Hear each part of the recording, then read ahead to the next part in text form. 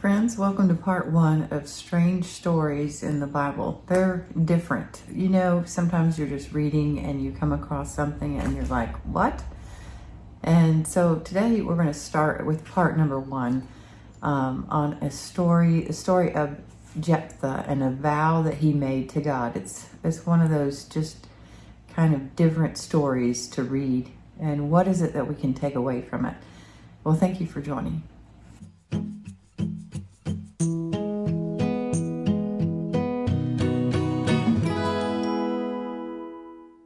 Well, we are in Judges chapter 11. We're going to see this man named Jephthah, who ends up being set up as a judge over Israel, and he also is used to help conquer the enemy against them. You know that Israel, once God had given them that promised land, they have had to fight for it. All of these years, they have been in wars with different groups of people continually over that land. Well, this is another period of time where they have the enemy coming up against them, and it's here recorded in Judges chapter 11. So let's just look here, starting at verse 29 in Judges 11. It says, "Then the Spirit of the Lord came upon Jephthah, and he passed over Gilead and Manasseh, and passed over Mizpah of Gilead, and from Mizpah of Gilead he passed over unto the children of Ammon. And Jephthah vowed a vow unto the Lord and said, If thou shalt without fail deliver the children of Ammon into mine hands, then it shall be that whatsoever cometh forth of the doors of my house to meet me, when I return in peace from the children of Ammon, shall surely be the Lord's, and I will offer it up for a burnt offering. So Jephthah passed over unto the children of Ammon to fight against them, and the Lord delivered them into his hands." So now Jephthah has made a vow to the Lord. He has said, if you deliver the enemy into my hands, which is the Ammonites here, he says, whatever comes to my door first, I will offer it as a burnt offering unto you, unto the Lord. And so then God did deliver the children of Ammon into his hand, and they were defeated. And so here's where the story continues, verse 33. It says, "And he smote them from Aurora even till thou came to Minnith, even 20 cities, and unto the plain of the vineyards, with a very great slaughter. Thus the children of Ammon were subdued before the children of Israel. And Jephthah came to Mizpah unto his house, and behold, his daughter came out to meet him with timbrels and with dances, and she was his only child. Beside her he had neither son nor daughter.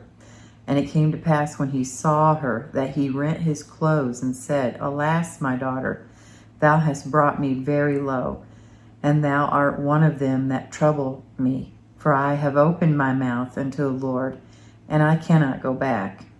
And she said unto him, My father, if thou hast opened thy mouth unto the Lord, do to me according to that which hath proceeded out of thy mouth. For as much as the Lord hath taken vengeance for thee of thine enemies, even of the children of Ammon. And she said unto her father, Let this thing be done for me. Let me alone 2 months, that I may go up and down upon the mountains and bewail my virginity, I and my fellows. And he said, Go. And he sent her away for 2 months, and she went with her companions and bewailed her virginity upon the mountains. And it came to pass at the end of 2 months that she returned unto her father, who did with her according to his vow which he had vowed, and she knew no man. And it was a custom in Israel that the daughters of Israel went yearly to lament the daughter of Jephthah, the Gileadite, 4 days in a year. So it ends up being an anniversary that they celebrate because of the life that was given. But You'll not see it recorded here. As a matter of fact, it's against what God teaches. God never told Jephthah to make that vow. There's different things that we can take away from the story. First of all, we shouldn't do things by chance. Jephthah had made a vow to God that was just by chance, by happenstance. It wasn't something that the Lord had led him to do. It was something that he had done himself, and he had made that vow himself. And I want us to look over in Jeremiah. I want us to see God speak things that contradict what Jephthah had done. Whenever we can assume that he sacrificed his daughter because it says that he would offer whatever it was as a burnt offering, and then they lamented over her. Some scholars believe that she was maybe given to the temple, and that the reason that she went to mourn her virginity was that she would never be able to marry and move on. I could see it both ways, but we do see that Jephthah kept his original promise, and what was recorded there is that it would be offered as a burnt offering. But let's look over in Jeremiah. If you're reading along, I want us to see God speak against this. We need to see that he does not ever lead people to sacrifice their children. And one of the stories that you might think that contradicts that, we're going to actually go and read about too in just a minute. But look at Jeremiah chapter 7 and verse 31.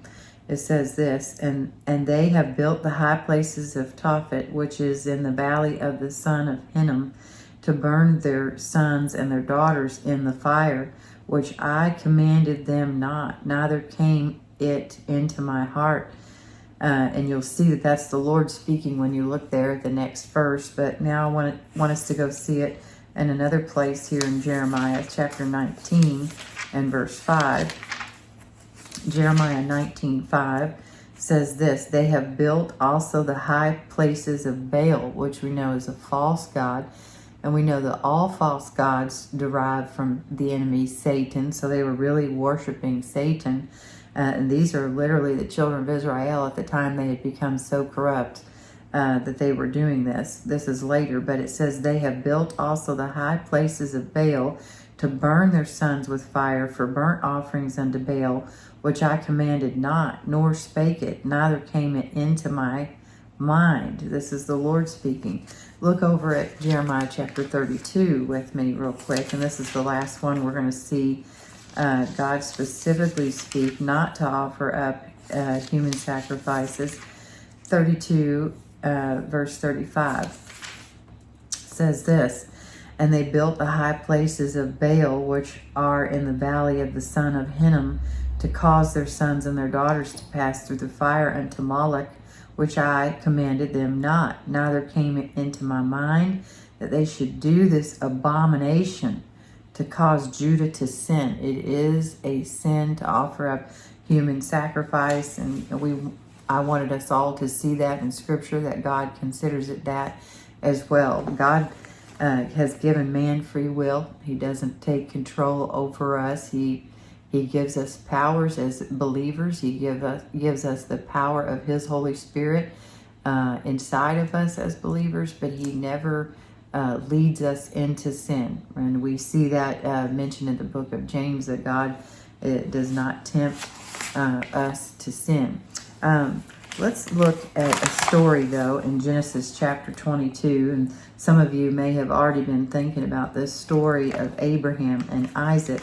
And we need to read things very thoroughly in this story of Abraham when he went to offer up his son Isaac, and see that it was the Lord who had asked him to do this, but there was an intent behind it, and there was never going to be a human sacrifice. God had always planned to offer up.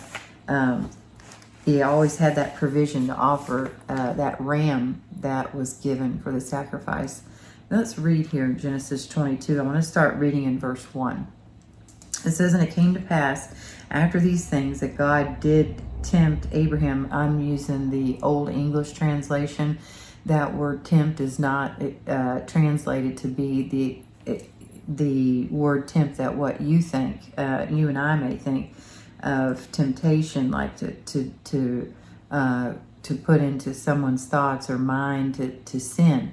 Actually, this word comes from the Hebrew word nakah, N-A-C-A-H, and this means to test, to try, or to prove.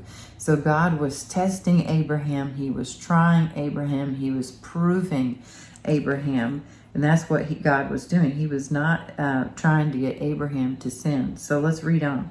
God did tempt Abraham and said unto him, Abraham, and he said, Behold, here I am. And he said, Take now thy son, thine only son, Isaac, whom thou lovest, and get thee into the land of Moriah, and offer him there for a burnt offering upon one of the mountains, which I will tell thee of. And Abraham rose up early in the morning and saddled his donkey and took 2 of his young men with him and Isaac his son, and clave the wood for the burnt offering, and rose up and went unto the place of which God had told him. Then on the 3rd day Abraham lifted up his eyes and saw the place afar off, and Abraham said unto his young men, Abide ye here with the donkey, and I and the lad will go yonder and worship, and come again to you. And Abraham took the wood of the burnt offering and laid it upon Isaac his son, and he took the fire in his hand and a knife, and they went both of them together. And Isaac spake unto Abraham his father, and said, My father. And he said, Here am I, my son. And he said, Behold the fire and the wood, but where is the lamb for a burnt offering? And Abraham said, My son, God will provide himself a lamb for a burnt offering. So they went both of them together, and they came to the place which God had told him of. And Abraham built an altar there, and laid the wood in order, and bound Isaac his son, and laid him on the altar upon the wood. And Abraham stretched forth his hand, and took the knife to slay his son. Gets all the way to the point where he is going to offer up Isaac as a sacrifice. And notice what happens in verse 11. It was always God's intent that Abraham would not kill his son and slay his son as a sacrifice. Look at verse 11. And the angel of the Lord called unto him out of heaven and said, Abraham, Abraham. And he said, Here am I. And he said, Lay not thine hand upon the lad, neither do thou anything unto him. For now I know that thou fearest God. What was the intent? It was to test. And notice here even what the angel said, Now I know thou fearest God, seeing thou hast not withheld thy son, thine only son, from me. And Abraham lifted up his eyes and looked, and behold, him a ram caught in a thicket by his horns. And Abraham went and took the ram and offered him for a burnt offering in the stead of his son. And Abraham called the name of that place Jehovah Jireh, as it is said to this day, In the mount of the Lord it shall be seen. You know, we see in the story, when we read it correctly, that God was just testing Abraham's faith. And when he saw that Abraham had the faith to go to that point where he would listen to God, and he would trust God, and he would trust the leading of God, that he would get all the way to the point where he is willing to offer up his son Isaac, and whom he loved very much. And he's willing to offer him up as a sacrifice unto God. Because why? Because there was a need for blood to be shed, for a sacrifice to be made. There was a need. So it's letting us know different things in the story. First of all, the importance of a sacrifice being offered up. But it was also a foreshadowing that God used, that he himself would offer up his only son. That's what it was for. To test Abraham's faith, to show the need that a sacrifice needed to be made, but then also a foreshadowing that God would offer up his only son as a sacrifice, because it was necessary in order to redeem us and restore us unto God the Father. And let's read on from there in that story and start at verse 15. It says, And the angel of the Lord called unto Abraham out of heaven the second time, and said, By myself have I sworn, saith the Lord, for because thou hast done this thing, and hast not withheld thy son, thine only son, that in blessing I will bless thee, and in multiplying I will multiply thy seed as the stars of the heaven, and as the sand which is upon the seashore. And thy seed shall possess the gate of his enemies, and in thy seed shall all nations of the earth be blessed, because thou hast obeyed my voice. Because Abraham obeyed the voice of the Lord, and he was willing to give God everything that he had, everything that he loved. And there was nothing that he loved more than following after God. Then God said, in thy seed shall all nations be blessed, and in thy seed this would come to pass. And friends, when we read in the New Testament of the lineage of Jesus, you will see Abraham listed there in that lineage of Jesus Christ, that Jesus Christ came by the seed of Abraham. Isn't that an amazing blessing? What an amazing blessing. And look what happens when we fully surrender to God. What will God do? We can only imagine what he could use each of us for when we are fully surrendered, when we are willing to say, nothing is more important to me. But believer, God will never lead you to human sacrifice. And that's what we've learned in this story today. And looking at the story in Judges of Jephthah, who had made this vow. He made this vow by chance. He made this vow of his own accord. He was not led of God to make that vow. We never see that. As a matter of fact, it contradicts what God himself says. Not even in my heart does this kind of thing even get thought about for me to lead others into human sacrifice. So now we do know this, that Satan in the different cults and things around the world has, and even all, we see that all the way back even in the Old Testament, offers up children in human sacrifice. And it still happens to this day in different places of the world. It still happens where people are offering up human sacrifice. And friends, that is demonic. That is demonically led, and we want to keep that in mind. But this is one of those strange stories in Scripture that you may read about. And today we took a kind of a little bit more of a deep dive to understand what does God really think about it, and then why would God tell Abraham to do this when it was actually wrong for them to do. It was not something that God would lead them to do.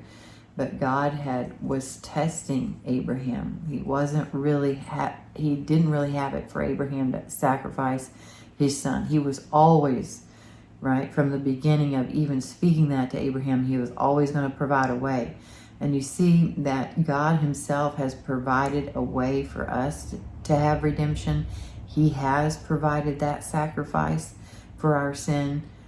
See that all that foreshadowing that God was doing there with Abraham, and then because Abraham was fully surrendered, God was able to make a covenant with him that would change all humanity.